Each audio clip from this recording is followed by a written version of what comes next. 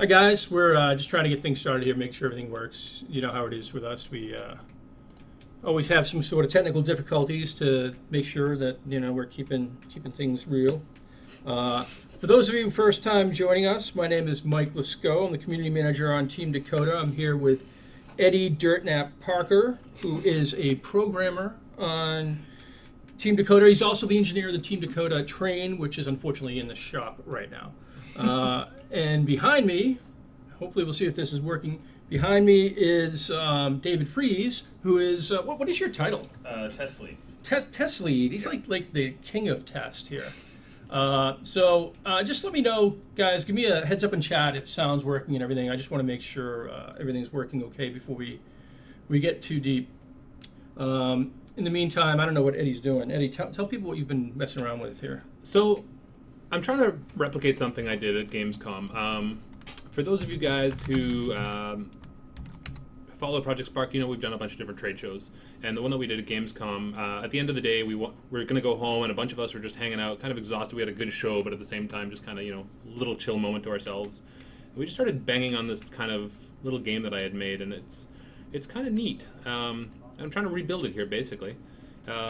Basically, the idea is as this rock hits the ground, it's going to spawn two more, and so on and so forth. But I've got a bit of a bug, so I'm just trying to work it out right now. Because for some odd reason, it goes past my limit here of getting to 10. That said, should we do an intro for first-time viewers? Because this, I know our Twitch cast people are some die-hard users who know this stuff, but for people who might see us on YouTube. I wasn't even listening. I kind of lost interest a while ago.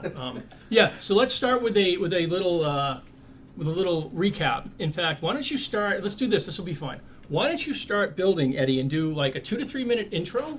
And I want to get our special guest star, Brad Rebh, in here. I don't know if you guys remember Brad. Slide in a little bit, Brad. Brad is the lead designer on Project Spark for Team Dakota. And we're just putting him on the spot. He just walked in. He's on his way to lunch, so I dragged him. I waylaid him. So we're going to do a 2 to 3 minute demo. So why don't you talk over while Eddie does it? What are you doing here, Eddie? Everybody loves a U-shaped I just got here. No, that's it. That's what this is about. That's what this live streams are about. Is on the spot. We're just on the ball. Basically, Mike has no sense of planning. But at the end of the day, what this is really about is we just want to do a quick intro for people who might not have seen Project Spark. This video might be on places like YouTube, might be the first video some people see. So how would you intro Project Spark? Might be the last video some people see. Well, with if Mike it keeps going like this. But yeah, sorry, go ahead. Well, I think what you're doing here is the more advanced S-shaped hill, right? That's right. It's seldom seen, but... The rare and exotic S-shaped It's very difficult, especially, like with the limited training Eddie has had. Ouch. This is... Yeah, nice. I just come in for the beatings, is I guess what I'm learning at this point. All right. Reed, so okay, I'm a new user. What is Project Spark? Tell me. Like, I have no idea. What is it? How do you explain it to somebody? Yeah, so Project Spark's a digital canvas for anybody to share, play, create, whatever they can imagine. Games, tell stories, make anything. It's just really fun to get in there and doodle. It's fun to come in with something in mind and start building, but it's just a really great digital platform for creation. Yeah, so to that point, it's kind of neat what you can do with Project Spark. Like what I'm building here is I'm just building kind of a little bit of a riff on our typical U-shaped demo, which people love / mock us for. But, just showing some of the tools here, I can end up changing my brushes, my intensity size is up, I can start digging into the water plane beneath. And what's really cool about Project Spark is I can take things like, hey, I've got a, let's say a goblin, and I'm just going to place him in the world here. And what I'm going to do is quickly go into our brain editor and make him a third-person adventure. And in doing so, I can pop in a test, and everything I've just created is right here. So that little basin of water I can go and play with. I'm now a goblin, which is not your typical hero, but maybe I don't want to make your typical game, so that's quite all right. We offer you a full feature set of tools for carving up your world. You saw me there with the sculpting brush. What I just pulled up accidentally, but I might as well go into, is a bunch of our prop galleries. This is kind of like your toy chest where you can pull out some neat things and place in your world however you see fit.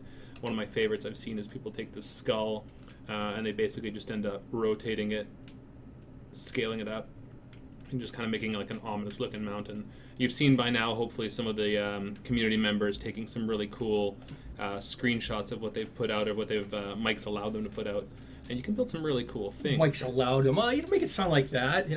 Jeez. You try to play all soft and sweet, but we really know you're the draconian guy at Yeah. large. Yeah. But- Well, when I take off the hat, you can, Right, exactly. When he lets his hair down. but this is one of the things that, you're going to start seeing, I hope, more some of the stuff from our folks that are in the alpha. We're going to start releasing things. As we get close to beta, as we mentioned in our last live stream, we're not going to have an NDA for beta. That means that you can go out and you can create YouTube videos of Project Spark. We hope to have a lot of streams, a lot of people streaming on Twitch of Project Spark. And some tips as we look at what they're doing. One of the big things, one of the most powerful things, and you guys have demoed this a lot more than I have, obviously, so you chime in, but when you start doing a video or a stream and you start creating things, it's really cool to periodically jump in and test and have your character run around, because I think it helps people who maybe aren't familiar with the game sort of conceptualize why this is important. Why does it matter to do things and put things a certain way, and then turn around and you play it and you say, oh, okay, this is how you do it and this is what you're trying to achieve with that.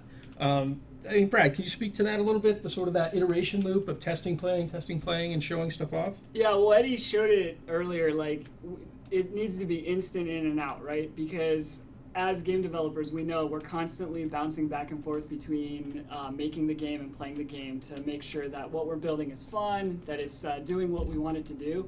So our goal needed to be like just hitting one button, go into play, run around, check things out. It's really easy to just, iterate and bounce back and forth. And it's really fun too. I was working on something last night and I was building some music and just, I would make a few changes, go in, instantly could hear what it was, what I was trying to compose there, and bounce back in and make more edits. Just, that seamless in and out, back and forth iteration. Like, it mirrors exactly what we do as professionals as well. So, except we have maybe some compile times here and there, like the devs have to deal with it a little more than us designers do. But we're always trying to go back and forth, not just like building a bunch of stuff and then a half an hour to an hour later, we finally get to play. It's constant. I gotta say, I'm kind of spoiled with Project Spark. I really wish that our compile and link times were as fast as you guys have here. That would be fantastic. A little programmers versus designer action going on there. Right. No, these guys have got we make it so easy for them, and all they say is more features, more features. So, guys, this is kind of our lunchtime stream, and we're trying not to really have it too focused with what we're planning to do. Kind of keep it a little more freeform and kind of give it a chance for you guys to sort of kind of shout out what you might want to see us cover and what we'll do. And I like to have different people in the team come down for a few minutes and talk about it. Right now, the team is really, really cranking to get beta ready. So we're also trying to make sure that we don't spend too much time, and I don't want to take too much of their time away from actually getting the game done, while it's also important to kind of do this. So this is kind of the marriage there. And I think David can probably talk to a little bit of what's going on with the... you guys are a little busy, right? A little testing going on with this stuff? We're in the middle of our test pass right now. We've got a lot of bugs. We're trying to figure out what are the right ones to fix for beta and make sure that we've got the greatest user experience possible. So. And what's it like to, I have a background in MMOs, so maybe I have a little more of an understanding of this type of stuff, but maybe for some of our fans out there, I mean, to test a game like this is very different from, say, something else, right? Yeah, it's a little different from your typical game. I think one of the most difficult features to test is the brain, the coding language. So there's, over, I don't know if we've announced how many, there's many tiles, and they can be combined in many different ways. So one of the things that we try and do is validate that the right tiles show up at the right time, and that's actually a really difficult problem. So we've spent a lot of time working on that, doing lots of different test passes, looking at different tools to help us identify the bugs differently. So I mean, and the thing is that anybody can do, like, we don't know what people, it's not like a scripted path. Right. Okay, people are Right. going to do this. We have no idea what people are going to do. Right. So one of the things that we do is we have structured test cases where we look at each of the features and we say, okay, we're going to test this feature, make sure it works. But if we only do that, we're really going to miss out on the way that people actually interact with the game. So we've got Right. we've got game jams. We basically just have our testers go and make games, and we go in and they'll as a result of just making a game, they'll find bugs that we missed in the test pass.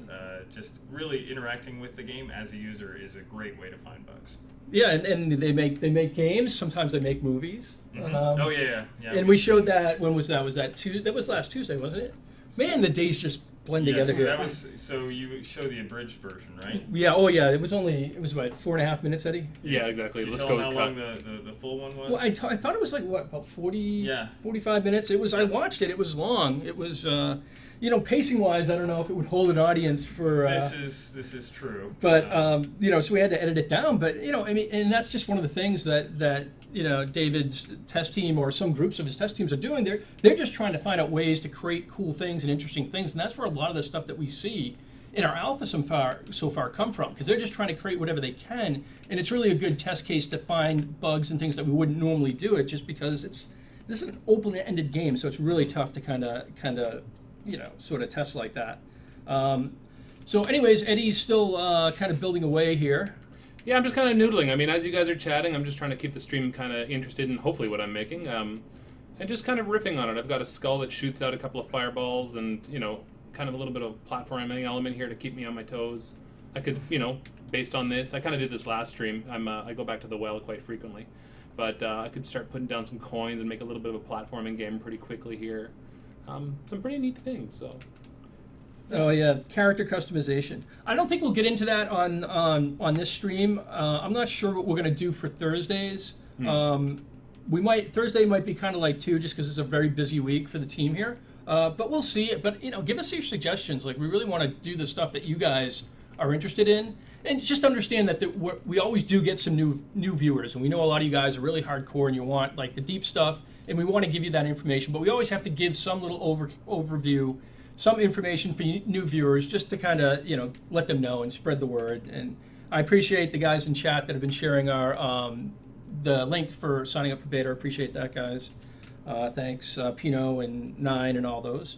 Rebh, I know you got to go soon. Anything else? Any last bit of what are you cranking away on now? What are you doing? I can't talk about that. You don't do anything. But so you're working on kind of design stuff. Are you working on design stuff for the startup beta? Are you working on design stuff for stuff that comes later? In the big picture? What are you focused on? Yeah, no. So I'm mostly responsible for the crate tools. So I'm looking at improving the experience for keyboard and mouse for the beta launch, and then also getting people onboarded into the tools so that anybody who wants to create will be able to start it up and be able to do what Eddie's doing right here. Yeah, and that's one of the things that I think we should ask the community too. I mean, a lot of you guys, like, we use here, Eddie, hold that up. So this is running on the Win8. This is on the Win8 version, and this is the this is our build that we had at PAX. It's a fairly stable build, which is why we use it right now. And we're using the Xbox 360 PC controller. And a lot of the designers like it because when you're coding the brain, it kind of gets into, and Henry talks about this a lot, the muscle memory where you can really just zip through and kind of do all the coding. So I think it's kind of the tool of choice for a lot of the designers that are really kind of putting in the brain coding. But we also have touch screens and tablets and stuff, and you'll see like our artists who just kind of love making these great landscapes and these great terrains. They tend to lean towards that. So for you guys, I'm guessing for our Win8 beta that most of you folks are going to be at least initially trying to try it out on the mouse and keyboard. At least that's what I'm expecting, and maybe you guys will pick up the PC controller, but that's one of the things that we're working on now, making sure the mouse and keyboard works as well as it can. And it's always kind of improving. That's why we're going into beta. But the idea is to give you guys all the tools to let you use the game in the way you feel is best. So that's right. Yeah. Awesome. Well, appreciate you coming in. Yeah, Thanks. no problem. Thanks, Rebh. And why don't you tell us what we were doing real quick, and then we can jump to David and... Yeah, for sure. So, I mean, I'm just kind of trying to keep some interesting stuff on screen, just kind of doing what comes to my head. Apologies if my head is really boring, but you're getting an inside view of it. Yeah, right now I'm just riffing on this cannon, so I'll leave this rule it's kind of barren, empty warehouse. It is. Full of really poor wit. But I'm building this kind of cannon prop. I noticed the cannon prop in the thing. I've still got that giant skull shooting at me. But I built a cannon prop that I just kind of put there, and it's rotating and it's tracking me, which is kind of neat. But it's not really menacing yet, so I'm going to start to edit it.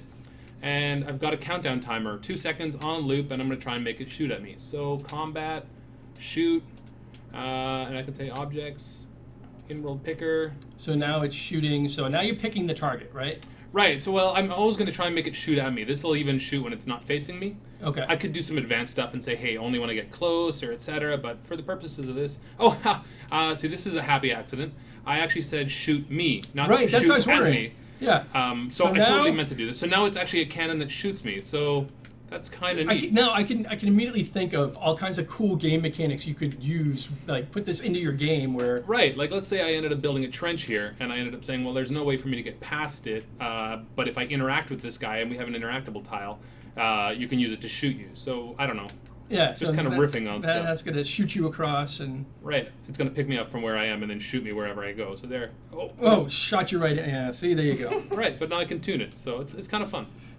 So yeah, okay, great. Now, one of the things we want to talk about is the reason we have Dave here is he just came back from a convention that was down the street, right? Yeah, just down the street in Tokyo. Just down. We're located in Seattle for people that don't know, and so And David we're geography challenged. just got back. He's still suffering from jet lag. And when did you get in? Did you I got in yesterday at 9:30 a.m. Yeah. I time traveled.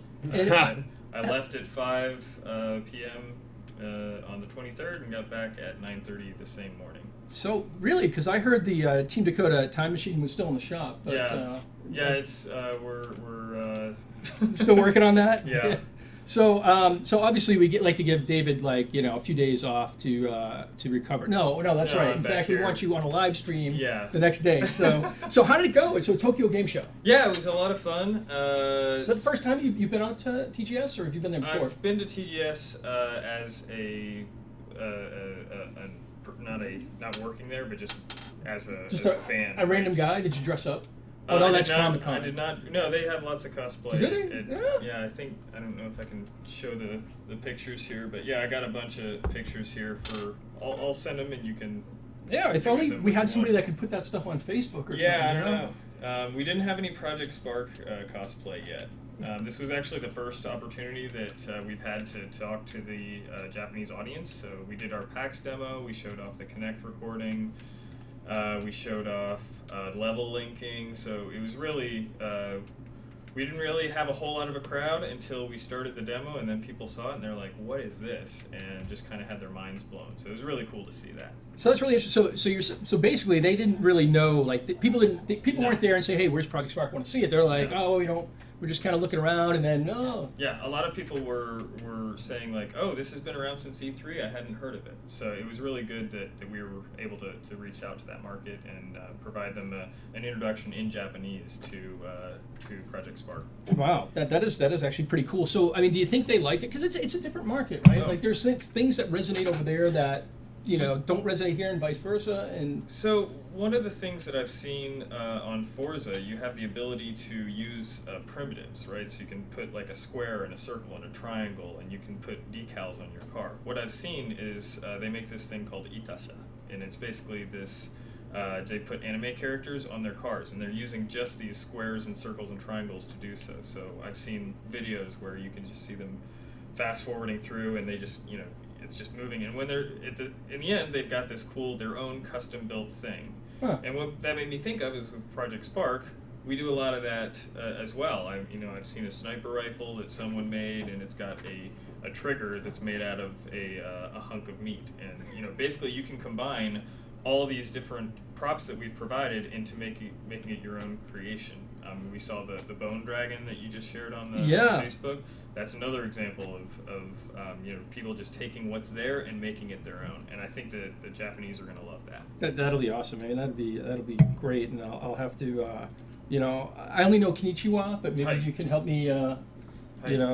Maybe between you and Scott Fintel, you guys can teach me how to do support and for our Japanese fans. Yeah. But that's great. So it went pretty well. Yeah. Yeah, So well, I saw a lot of stuff on Twitter. I just couldn't read it. I don't know what it's. I'm like, yes, this is good. I think. Yeah, well, I had to, before I would retweet stuff, I'd have to make sure that it was positive in nature. Yeah. And sometimes there were some inside jokes I wasn't quite getting, so I'd have to ask some of my coworkers. But yeah, I got lots of responses on Twitter. A lot of people were like, "Oh, this is really cool." We had people who were encouraging other people to attend the Project Spark demo after they saw it on the first day. So yeah, we've definitely started making some fans in Japan there. No, awesome. So Eddie, what have you been doing here now that we look away, and I don't know what this guy Eddie gets up to. Look at this game I've built. So this is actually a really cool thing to show off, I think. This is our Crossroads mode. So what's really cool is I joked, hey, look at the game I made, but really I did.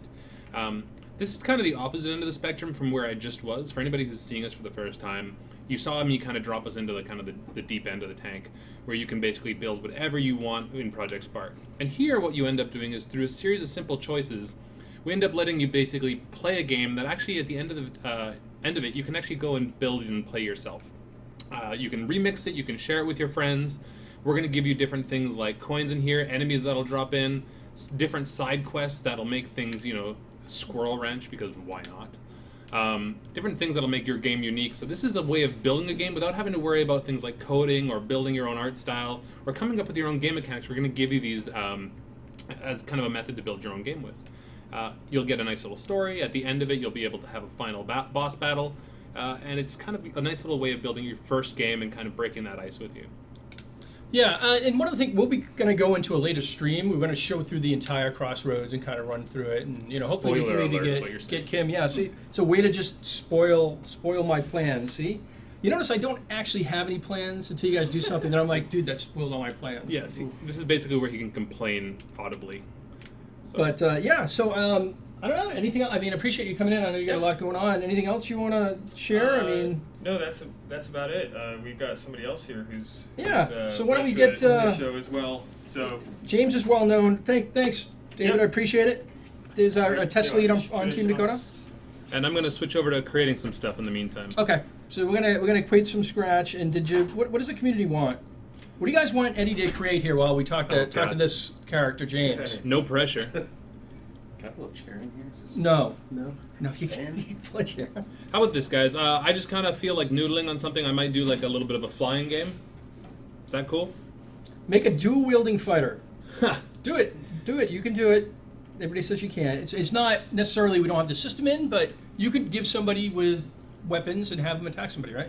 Sure. So I mean, yeah. Let me do that real quick. You guys start chatting, and I'll see what I can do. So James Lewis, associate producer, or I don't even know your title. Yeah, is. associate content producer. Yeah, gets everything done. So James, you may have seen him in such thrillers classics as the Staying Alive Troll Dance. It's a lot of fun. He did some Twitch streaming stuff, and unfortunately, last Thursday when we actually got the Kinect set up and we were showing Kinect Capture on the Xbox One and playing it back, where was James? He was in New York at an event, so we had to have Henry in. Henry was doing Forrest Gump and Marlon Brando, and it was actually pretty good. Yeah, I gotta check that out. You can check it out. Yeah, it's pretty neat. So you were at Maker Faire though. So how did that go? Yeah, it went great. So I was this past weekend was New York Maker Faire, and in case you don't know, Maker Faire is just an opportunity for people all over to come together and kind of show off the things they've been working on in their garage or in the free time, but it's some really cool inventions out there, man. I was really inspired. We were showing off Project Spark out there, so I didn't have a chance to walk around too much, but in the same vein of kind of making your own thing, I think Project Spark really kind of stood out as get in here, you're making your own game. So the people who may not have heard about us before because they're maybe not tuned into what's going on in gaming, they came by and saw our presentation, and they're blown away by it. So, and it's kind of neat, right? Because you think about you got the crafts, you got the inventor market, you got these folks that do all these things, and we don't necessarily as gamers, we're not usually thinking about them or speaking to that audience, but in this case, Project Spark is really kind of a neat thing where it's like, hey, build the better mousetrap here. Well, okay, you can do that. Right. So that's really cool. And you didn't, I saw you had a little toy. You didn't bring it with you. I didn't bring it with me. Oh my God! I should have brought it with me. Maybe I can run up and grab it real fast. But so the Microsoft 3D printing team, they make. By the way, 3D printing is awesome. There are a lot of different 3D printing teams. It's going to take over the world. 3D printing is going really to. Cool. You heard it here pretty cool. first. Well, But they made a goblin for us. So they made the goblin that you see Eddie was running around with earlier. They actually built the goblin for us about about 6 inches tall. oh yeah, you'll have to run up and get yeah, that. I gotta go grab it and I'll bring it back down. But they made that for us, and we are another team that was actually in the same tent as us. So if any of you guys were at Maker Faire and came out and saw us, thanks so much for stopping by. Oh yeah, that's right. You were supposed to. Your mission was to come back with somebody from a Twitch channel that we could shout out. Somebody I think on Twitter, they may have been showing us some love on Twitter at some point. Okay, yeah, no, I I have to wanted. follow up, So you yeah. didn't. So basically no Twitch. So you're saying you failed, right? So No. you had a Maybe deliverable I did a little and bit, you a little came bit. up short. Okay, that's a. Hold on. Let me write that down. Gonna take notes on it now. Yeah, okay. Wow, Mhm, it's gonna okay. come up in my review. Yeah. It'll be part of your permanent record. There we go. There we go. But no, so yeah, it sounds like it's great. I saw the pictures. I saw some of the tweets and stuff. So it looked like it was, it looked like a good time. Yeah. I was kind of like, Jen, I wish I was there to just walk around because like all the other stuff. Yeah, it was very cool. So in our booth, another team that was right behind us was the Microsoft Research. They had the robotics team set up. So Oh, yeah. they had the Kinect set up with their robots, and so the kids were coming up and doing the boxing. It was actually on these giant robots were boxing each other. So it's like what's the What old could game? go wrong? Yeah. What's the game you used to play when we were kids? Where the Rock'em Sock'em Yes, Robots. thank you. Come Yeah. on. you So know? they pretty much recreated that. It was really cool. So. And then people were just coming by, and they were just really kind of blown away about, hey, this is our game. This is what we can do with Project Spark. And so a lot of people who had never heard about us before are now big fans, and so we're excited to kind of show it off like that. No, that's great. It's so as just somebody going to the Maker Faire, going to these events, like kind of David was just telling us about. With this project, man, it's just a lot of fun because it's an awesome product to show off, and the team, it's an honor to kind of show and represent the work that everybody's doing here. So it was a lot of fun. The game shows itself off, so it was fun. Yeah, it's you can't always pick what games you're doing, but sometimes you get lucky and you Yeah. have a game that's just a gem like this, and it's like, hey, look at this. Everybody's like, wow, this is great, good job. I'm like, well, the game's just great. What can you Yeah. say? But no, that's awesome. Great. Okay. Well, I appreciate it. And I know you got a meeting, so I appreciate you coming Yeah, no down. problem. And everybody's busy, and nobody has time for poor Mike. So these guys are really awesome that they, they really care about the community, and that's why these guys take their time up. And we're going to see if we can get James on here more because he's just a fun guy. Enjoy making fun of him. Thanks, man. He doesn't cry as much as, say, Eddie does after. I I'm cry at very home. emotional. I cry at home. See, and then we don't have to see it, so it's not really an issue. So. Right. So, But yeah, if you I'll have time to down. grab that, Yeah, that'd be I'll really bring cool. it back down. And if you want to just drop it off, I can bring it back up and leave it on your desk Okay. afterwards if you have to run. Okay, so Eddie, let's get back to what we're doing here. We're talking. Oh wait, drop my wallet. I saw some of the questions here with water and stuff. Water, sort of the fluid water physics and stuff. That's probably something we'll get into later on. Right now, it's like we've got the very basic water here and the water levels.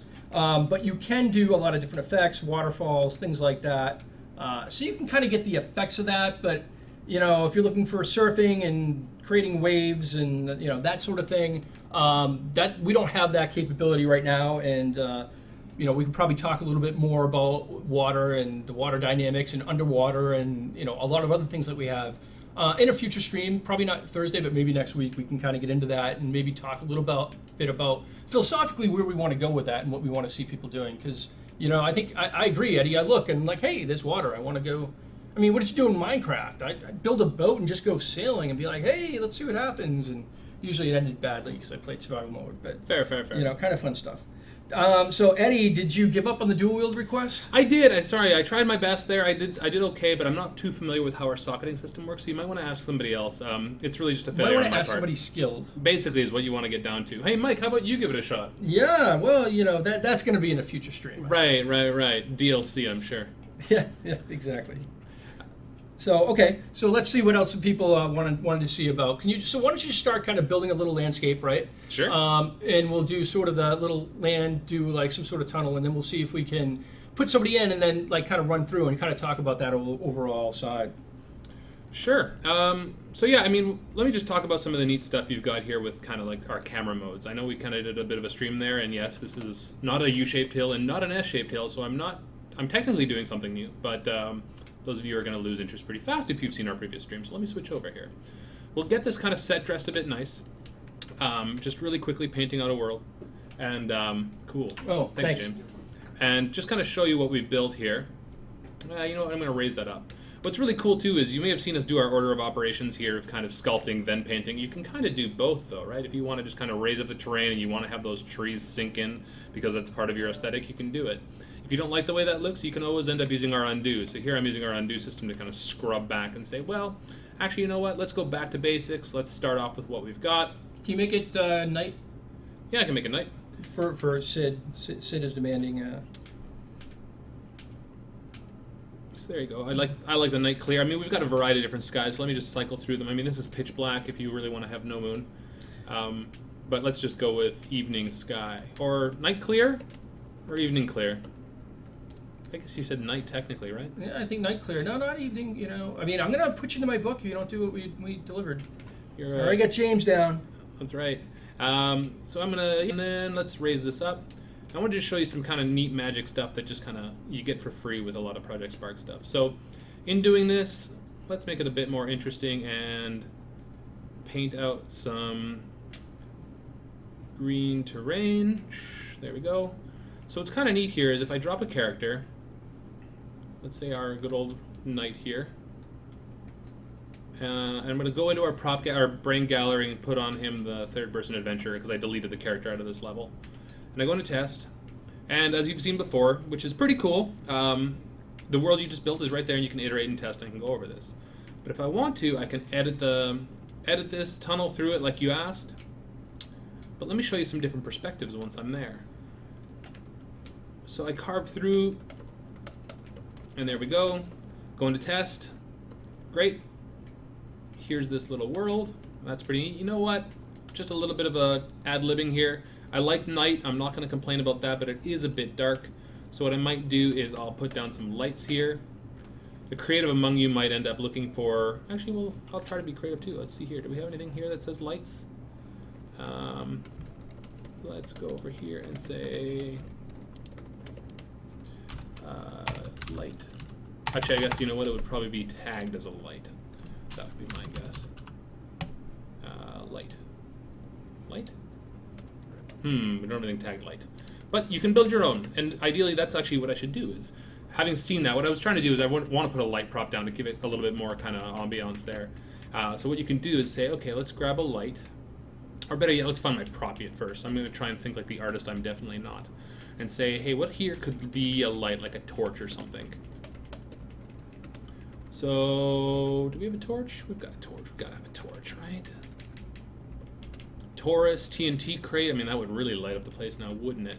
I guess I can look through the tags. So what would be here? Do we have a...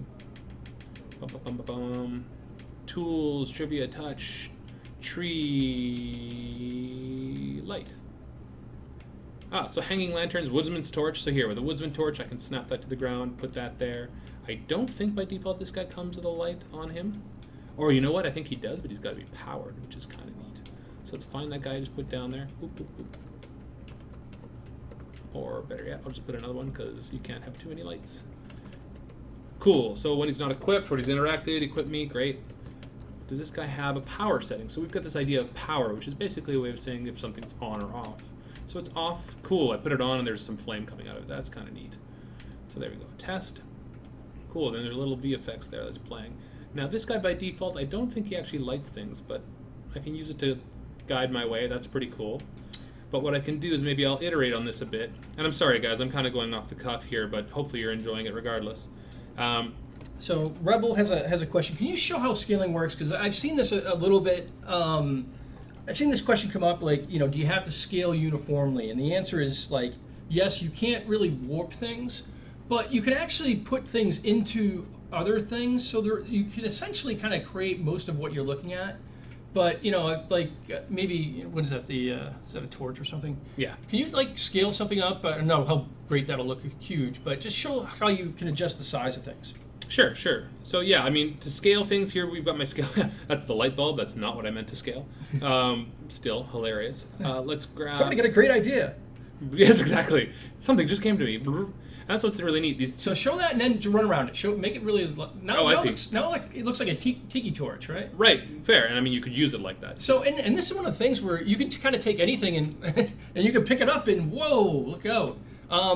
That's my beat stick. Yeah, I guess so. So you can kind of take anything in Project Spark and kind of scale it around and do it, and that's where a lot of things we're seeing is people kind of using stuff that you're not really intended. Like, hey, this is just sort of a certain item for something like a torch, and the next thing you know, it becomes part of this giant drum set kit.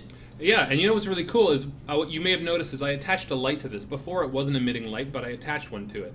Now, as I'm carrying it around, everything's scaled up, and you can see I'm lighting different parts of the prop. Like, if I want to do this something really drastic here, I could change the world settings and change it to pitch black. That thing still emits light. I go up, and I go to test, and here's my light. And it's actually lighting the scene. And as I carry it around, same thing, it's going to light everything. It's a bit big, so, I'm kind of swinging it a bit too wildly. It So looks like it's kind of going under the ground a little bit. Right, it is. And I mean, that's, we give you that full power in Project Spark where, maybe it's a happy accident, maybe it is an accident. You figure out what the parameters of your game are and you fix it. And so this is cool. So can you walk around and just kind of explore a little bit? So the torch is swinging a bit. So you know what? I could attach the light maybe higher and that would stop it from doing that. So let's do that. So I'm going to grab the light and move it maybe up higher. So this thing's going to light a bit higher than. But I think when it swings, it's still gonna. I think it might be going under the ground. That's a fair point. Well, this is how you learn this stuff. Yeah, you're right. I think as I go down, it still goes up. Yeah. So then I could code the light up to stay above it, or what have you. Or you could stick the light on the lower part of it so it's closer to your hand. Look at you. Yeah, We'll see? make a game designer out of you yet. I was a game designer in a past life. Boom, boom, boom. Okay, light bulb. Let's grab you, move you down as per the doctor's request. Yeah, let's move you right on the pommel. And one of the things is where it's kind of cool when you look at like this darkness and stuff, and with like enemies and detection, you can actually set up a really cool. Yeah, that does look a lot better. Yeah, there you go. So it's sort of a little more consistent. You can set up a pretty cool little game where it's like, hey, you've got the torch, you're looking around, you can only see so much. Maybe you see some torches in the distance. Maybe you see enemy players or enemies that have torches, and you can see them coming, and you're trying to stay out of them. So there's a lot of cool kind of gameplay ideas that you kind of come when you look at this, and you can kind of put that in there. Yeah, like what's really cool about this is what I could do is take this light bulb, for instance, and this light bulb, just like anything else, is going to have a bunch of properties, one of which is things like sensors. So I could end up having a detect sensor, which you think, oh, but the light bulb has a detect sensor. Well, what if you wanted to have a game where anything that got within this radius, like it was scared of the light. So as long as that light bulb was active, you would detect it and it would run away. So as it was there, you'd say, hey, you're too close, it would go away. And then maybe on this light bulb, I would code it up and say, you only last for, like I could do this, and say on the brain, how would I do this? I would say when items, equipment, equipped. So when I'm equipped, I would say maybe brain flow, countdown timer. So I'm going to put a timer. Oops, sorry, I'm not doing it in the right spot. I need to do it on the when side. On the brain flow, I can sit here and say, okay, let's have a countdown timer of, let's say, I don't know, 2 seconds seems too small. Maybe 5 seconds. So after 5 seconds, I'm going to destroy this light bulb. So basically kill itself, yeah. Right, but only when it's equipped. So maybe you've got a bunch of torches lying around on the ground. This one's fine. I could wait 5 seconds. Can you throw in a mob that will run away, an enemy that will run away from the torch? I'm getting there. Oh. Yeah, I mean, at this point, this thing should go away after 5 seconds. The light should. And I should actually put a timer in there to see.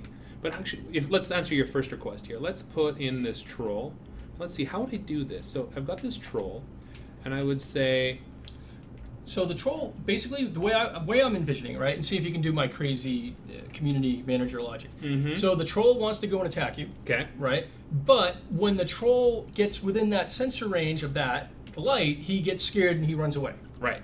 So that will override his desire to attack you. So he just kind of, and he goes away, and then he'll come back. It'll probably end up bouncing back and forth or something. Right, so this might seem reverse, but this is the first thing I'd try. And maybe it's not the right way, but it's just what I'd see. I'd go into the light and say, okay, when you detect... this is a cheat. I'm just going to say when I detect this specific creature, but you could, do it and say when it's an enemy or etc. Right. But when I detect this enemy, on it I could set a variable which says too close to the light or something like that. Or how else could I do it? I could say, Or I could have him detect the light. Actually, that is probably a better way of doing it. So let's do this. I could end up saying, so ignore this sensor. Let me turn it off, just so it doesn't confuse. Go to the sensor, and I would say, turn that off. Great. And we'd say to the troll, and actually, let me show you a trick, something that I like to do in this. So this is a pitch black world, and that's great because my world is supposed to be dark and creepy and etc. But editing in it, you know, it's we try to make the editor as much like the game as possible, so you can end up seeing exactly what you are going to get when you go into the game mode, which is awesome. But in edit, I might want to see more than the users can. So what I do is often is I will end up having a bunch of lights that I end up coding up to say when, once, meaning the first time this thing is run, destroy yourself. And from here, what I can do is take this light and just kind of replicate it around the world, knowing that by the time I end up starting up the game, this light won't exist anymore, but it gives me a free view of my play space. Think of it as kind of like removing my fog of war, although it's not really a fog of war. Although, ooh, that would be a cool demo to do too. See, this is the problem. I need like 7 live streams where you guys don't mind me just spouting out random nonsense and building cool stuff. See, in test, those lights are gone, but in edit, they're there, so I can fully operate with stuff. So cool, now you guys can see what I'm doing. Here's this troll. So this troll has got the default attack troll brain on him. But maybe what I'll do is I'll say when I, oops, not under the brain, but rather under sensors, when I detect, and again, I'm going to cheat and pick this specific light bulb, but I could easily make it a class of light bulb. But when I detect a light bulb, is there, we don't have a brain called we don't have a page called runaway. I'm flipping now through our pages. For any of you that have kind of a computer science background, this is what we call a state machine. For people who aren't familiar with what a state machine is, each page functions independently. So when I'm on this page, none of the other pages get called. By default, I'm on this first page, unless you set it up differently, where he's going to attack. So on this first page, I'm going to say, hey, if I detect the light bulb, let's go over to this other unnamed page. And I'm going to name this page, I've got a keyboard here, I'm going to say run, oops. Way to go. Way to go. I just can't even type. What a programmer. Let's do this. Oh, gotcha, right. Run away. So we're going to have a runaway brain. And actually, you know what? If I wanted to, I could be really cheeky. I know we have a brain called runaway that I could probably steal from. But for now, I'm just going to make him run completely away when he sees the light. So move, and this is going to be totally hacked. I'm just going to say move modifiers towards, or actually better yet, away from. Right. And I could say objects in world picker. Cool. So I'm just going to say move away from the light bulb. Again, I'm specifying one specific light bulb in the world. It's not the proper way to do things, but for the interest of time, it's kind of cool, right? You're being a programmer. I'm being a hacker. We're showing at a this point. concept. We're not trying to. Yes, totally, exactly. I've just got to say, if anybody's looking at me and trying to say, ooh, do I want to hire that programmer based on this? No, right? This is potentially resume tanking at this point. So here we go. So when I detect the light bulb, what I want to do, I want to go brain flow, and I want to go switch page. So again, this is going to say, don't run this page, run a different one. And we're going to say run the page named, what did I name you? I think I named you Runaway. So switch to page Runaway. So here's Runaway, great, run away from light bulb. Awesome. So let's see here. This guy is, oops, this guy's here. Let's move him away just in case his sensor radius has him there. He's there. And again, just for a cheat, I'm not going to put down one of those fancy dancy light bulbs I had that hide. I'm going to actually put it here just so I can test my theory. I might remove this when my game's ready for prime time. But just so I can test that my brain coding is going right, I'm going to take that. So let's go. Here's the light bulb. I grab it. There's the guy. He's lit with my kind of debug light. As I get close, yeah, you can see him. He's just running away. Awesome. Now, if I want to make it even better, what I could do is say, well, okay, how about this? Brain. When I detect the light bulb, he's going to run away. Else, under the brain flow, I can say, where is else? And I'm going to say, objects, move, modifier, toward, objects in world picker. So how are we doing on chat, Mike? Are people interested, or are you just checking Facebook at this point? No, I was actually just kind of buying some stuff online. No, that's fair. Doing some online shopping. Yeah, fair enough. Getting your dirty laundry done. Yeah, you know. So he should be following me, but he's not. Oh, you know why he's not? Because he ran away. That's right. So here's what we're gonna do. So he's running away too long. maybe you could start with him chasing you and you run to the light. So that's what I was doing, but unfortunately my brain here basically said that he's just going to keep running away forever, and he's never going to switch back. So I'm going to put a countdown timer here that says, well, only run away for, let's say, 2 seconds. So countdown timer for 2 seconds, and then we're going to say switch page, and we're going to say, what was the page? It was attack. So Dinosaur had a question. Good name. If scale equal higher than X, then enemy run a different script and attack. Oh, So okay. what I'm thinking, like, well, if scale equal X, if it's bigger than me, I'm going to run away. But if it's so you can have a bunch of goblins, and it's like you come across something big, they run away. But if it's they come across a troll, they run away. But if they come across something else, they just kind of go in and beat it up. And I see. So based on your height, if your height is less than his height or what have you. Right. Let me take a look. I mean, you could certainly fake it, but like I don't know if you could actually say, hey, what is the scale? Because Oh, of course you can. well, then what would be interesting, right, is then there's a lot of ways you can do things like shrink raise. We've showed that in some of the other streams.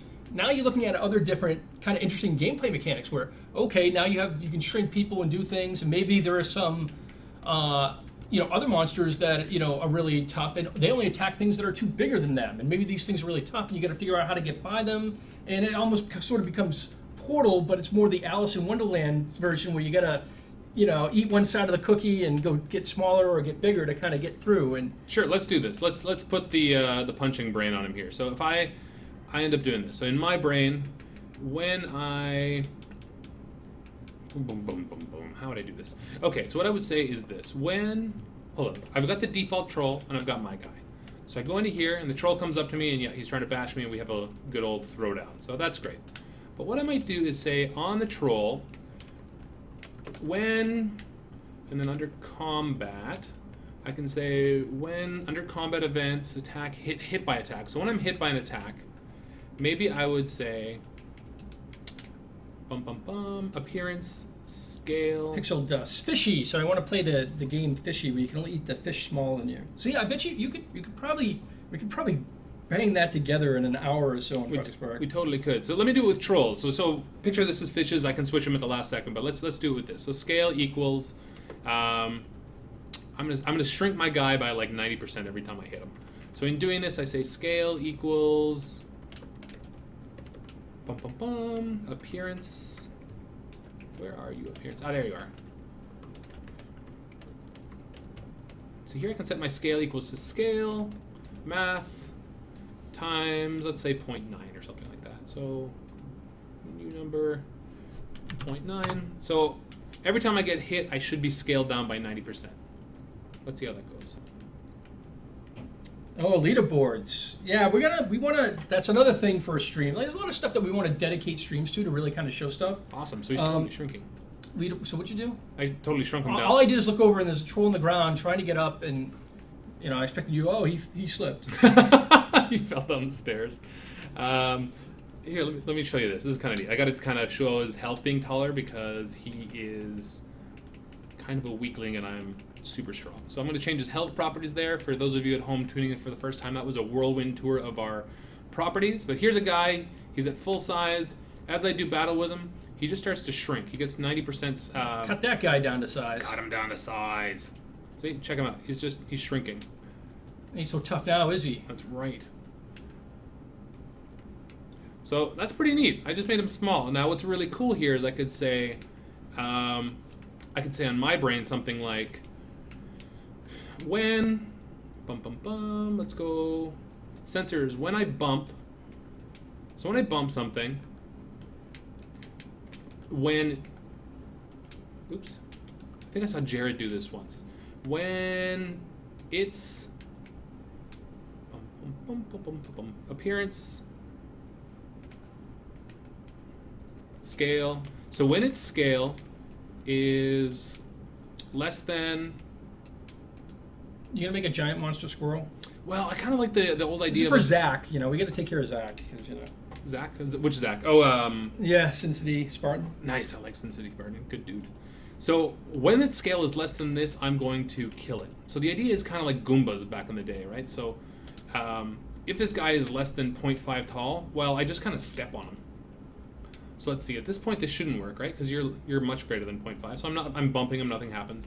Right. Once I get him super small, You got to soften them up. soften him up a bit, make him kind of tiny. There we go. Oh, did I get him? No. No, you didn't. Oh, but oh! Yes, yes, that was so awesome. This is when we activate cheat mode, folks. And by cheat mode, see, this is what's great. I mean, this is kind of what I really love about Project Spark. No, that's kind of cool. That was really good. Is you can sit there and say, I wasn't monitoring my health. I wasn't, playing it safe. But now I can go cheat. I jumped up his health. I can jump up mine.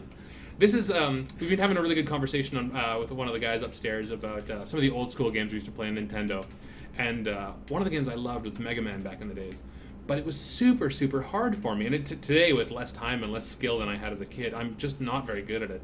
And what Project Spark lets you do, which is pretty cool, is you can say, well, yeah, that's great, awesome game, but let me tune it up. And it wasn't a really fair battle between me and the troll, so let me give myself more health. And actually, I'm playing better now, but, I can tune it up, and we're good. He's harder hit because he's smaller. He still whacks me. You know why? Ha! So that wasn't a health issue. I am a good game player. I'm just not a good programmer, which is not something I should admit to. This line of code is wrong. So what I'm saying is when I bump, its scale and its less scale is less than 0.5. Kill. Well, I didn't say kill what. So what it's saying is kill me. So I'm winning, and then I kill myself. Oh, so it worked. It worked. It worked exactly how you coded it. Right, except programming, as So those that's of you how who he know, died. So he actually worked perfectly, only it said kill himself instead of... So that's what happens when you pick on someone too small. It results in your demise. Right. More importantly, programming is a good lesson for you guys to know. It's never do what I say, or do what I mean, not what I say. It's always what you say that the programmer does. So let's take a look at this. As I'm shooting him, hitting him, boom, I just knocked him. He's so small, he just kind of gets knocked out, which is pretty cool. Also, what I could do to make this even more fun, let's see if I can do this. Sorry, guys, I'm just iterating for fun. If you guys want something different, let me know, but... Yeah, Hierarchy, you can glue props to characters, and you could, you can do all kinds of things, like a lot of the stuff that we showed. And I think, is Axe in the El Camino? Is he in chat here somewhere? I thought I saw him here earlier. He was the one, I'm calling you out because you posted people on Reddit, but he was the one that created that bone dragon that we shared up on Facebook. Really amazing stuff. And he just put that together, and I don't know how long did that take? I know there's a delay with chat, but tell us a little bit, because I mean that was awesome, and I showed it to the team, and they were just like, "Wow, this is just amazing stuff." And then of course, we're like, "Okay, now we gotta animate it and show it," and yeah, exactly. So yeah, I'm waiting for Axe to tell us how long that took him.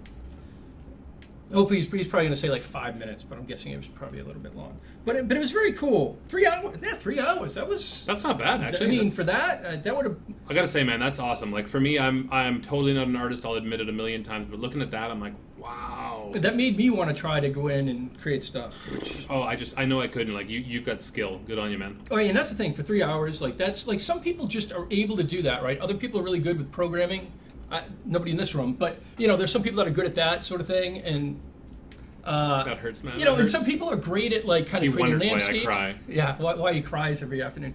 And some people great at putting props together and building stuff. And you look at what Axe did with that, and it's just like that's some innate skill that people have. And it's one of the things that we really hope Project Spark does is lets everybody find what they're good at. U-shaped trolls. You do the amazing stuff. U-shaped trolls. I posted the picture of you clowns at the beach behind your U-shaped sandcastle. That's awesome. So here we go. I'm trying to get these ones where they just there you go. Right. There we go. So they want you also to have your shockwave deform the land. Ooh, nice. I like that. Okay.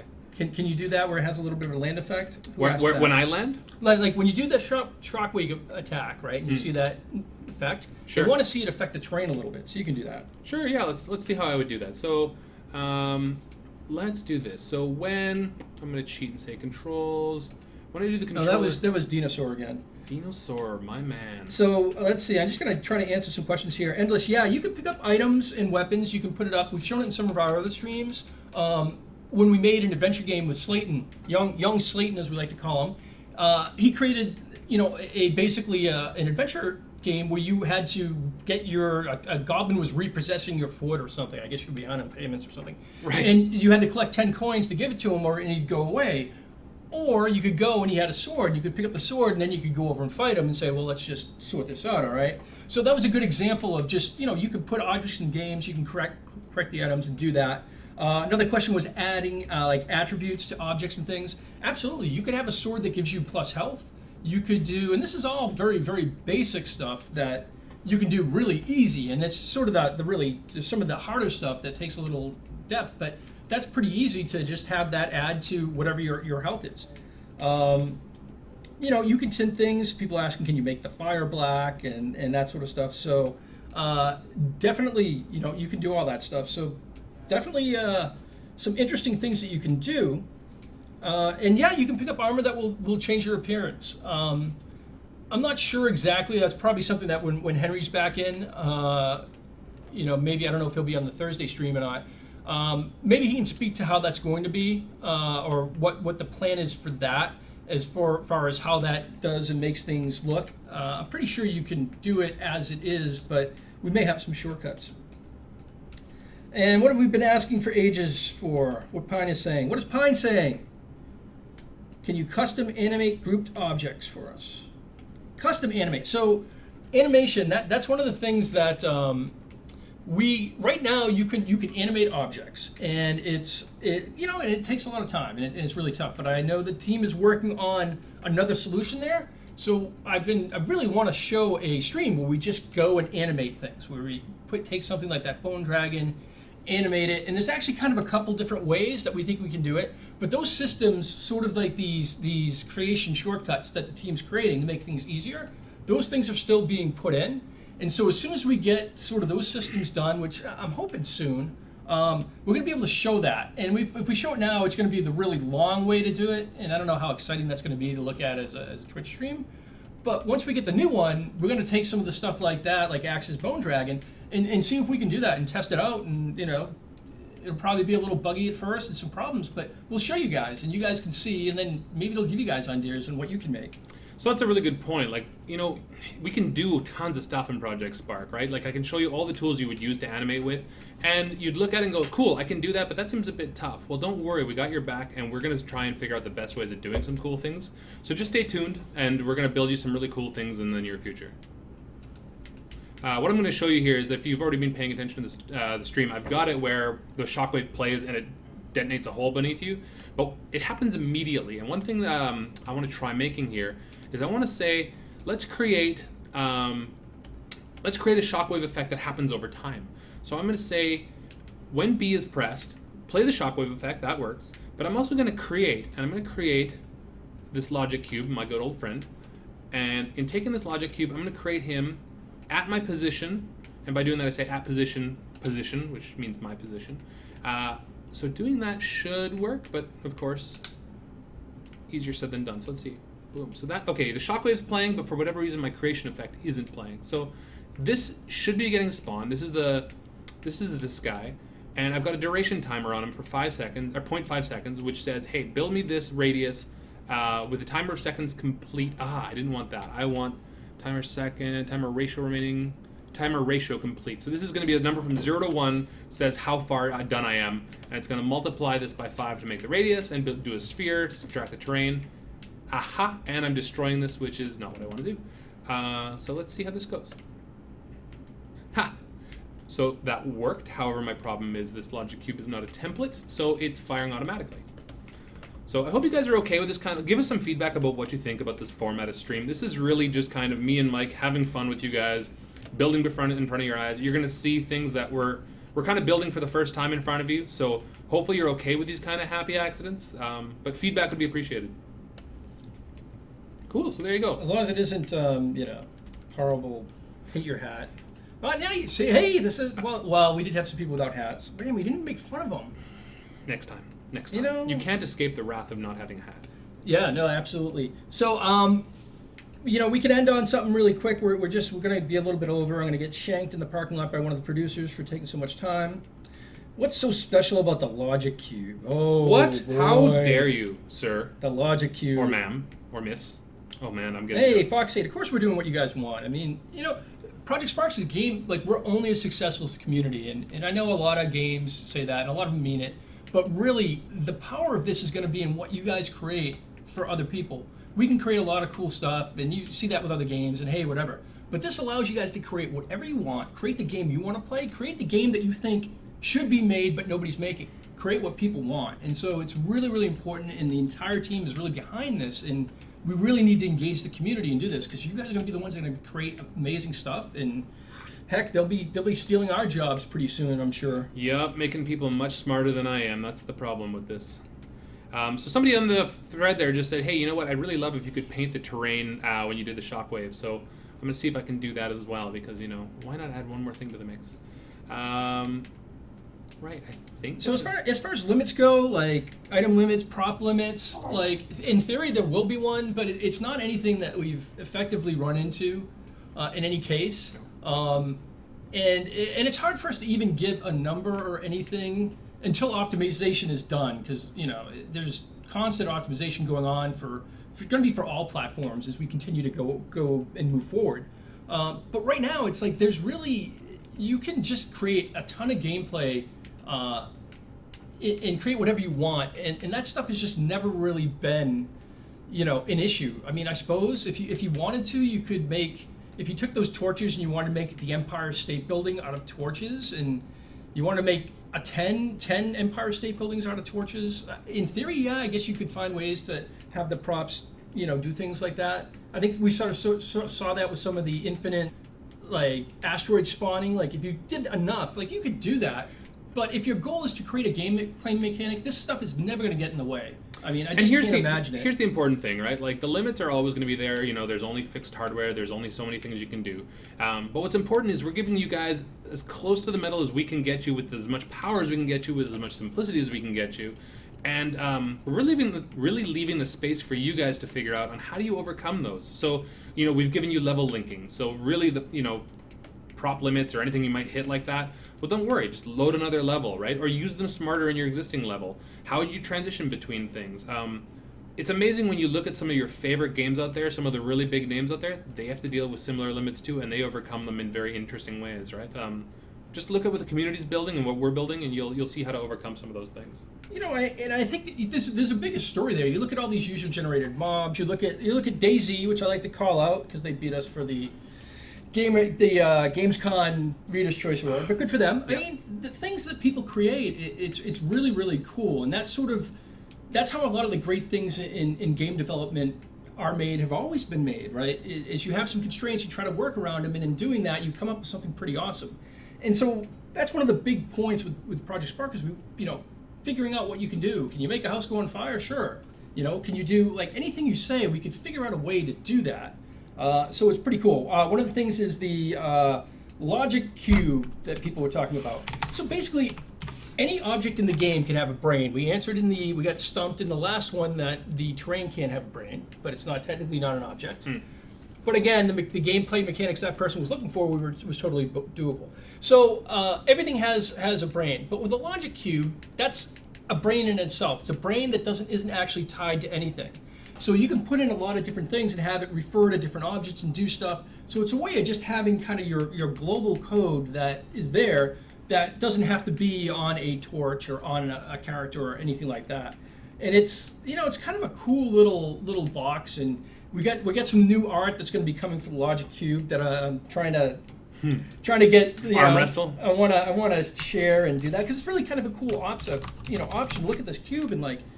You can do anything with this Logic Cube, like anything you want, it can be in there, and that's really cool. What other questions didn't we answer, guys?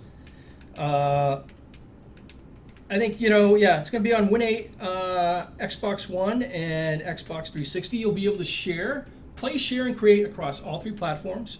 And that's kind of cool. We also have Smart Glass, so we'll be talking more about that in the future where you'll be able to, we've demoed it. You can have your Xbox One playing, and you can use your Smart Glass, so you can be in painting on, use sculpting with your touchscreen on your Smart Glass app, or Smart Glass device, and then pick up the controller and code the brain, and then play in whichever way you want. So a lot of really good options there. There will be some differences between Xbox One and Xbox 360, and we'll kind of get into that when we get into later. But there's things like you look at the Kinect performance capture that we can do on Xbox One, and that's one of the things that is really one of the many things that the Xbox One really brings to the table that we're trying to utilize. You guys saw with our last stream, we were able to record motion and voice and put that into the game and then have that actually play out. So let's see, what else? Can you make a car that you can go inside and drive? Yeah, sure, absolutely. We had some, what was that one? Was it the Seattle to Las Vegas truck driving simulation that somebody created? Right. Kind of desert bus. It was actually in real time, and I think David Freeze said that it was, he timed it, and it was 30 miles per hour, and you're driving down a highway in real time going from Seattle to Las Vegas. And sadly to say, nobody's completed that game. Sadly to say? Oh, geez. Well, It takes a special person for that. How many hours would that take? Oh, man, just don't even start. But, so you can do that sort of thing, and, and talking about cars and things, there's certain sort of physics stuff that, like when people say cars, like could we create Forza in this? It's like, what those guys have created in Forza with their physics and their tire modeling and, friction coefficients and all that other stuff, that's super in-depth, really crazy stuff. And in theory, you could do that in Project Spark, but that would be a lot of stuff. But again, that's one of those sort of shortcuts that we look at adding. We have a whole wish list of things that we want to do to allow you to do certain things, and that's really where the community, you guys can let us know what we want, and that'll help us prioritize what we can do. So making and editing an NPC, well, we sort of have been doing that because anything can be an NPC, right? Anything you do can edit.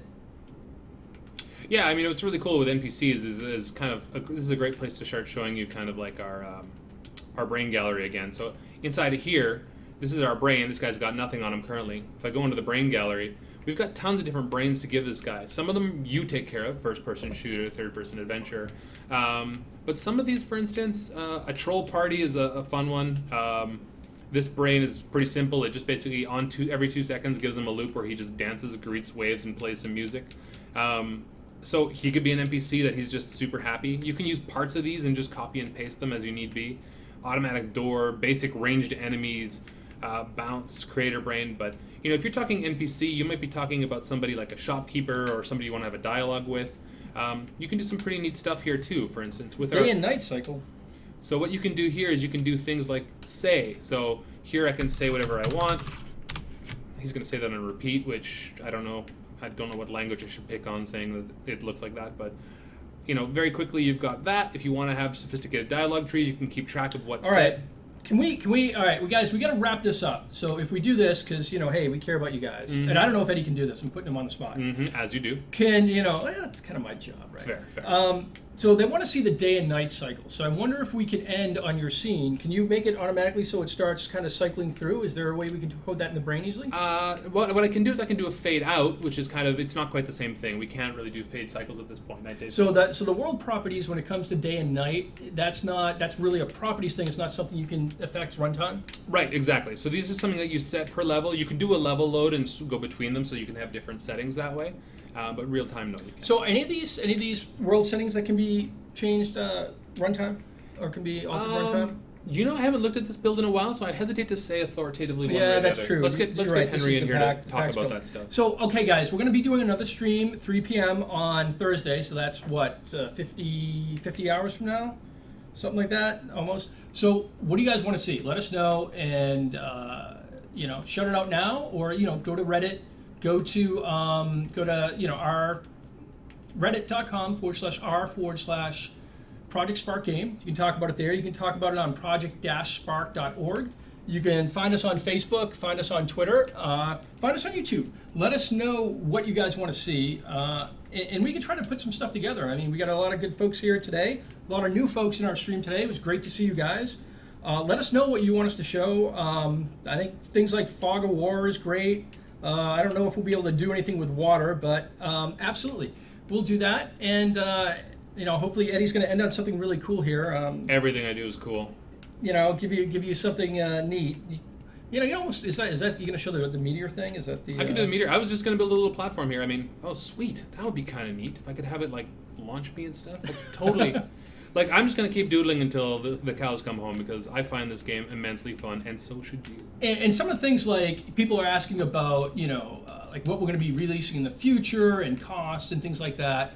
that's going to be part of, when we have that, when we have that whole story to reel out, we want to do that all at once. So when we kind of get into that sort of information, we'll be able to share that later on. So we don't really have any info to share on that right now, but it'll be coming. Multiplayer is another one, good example. We showed off at E3 some of the things we've talked about that you can play, share, and create, across all 3 platforms.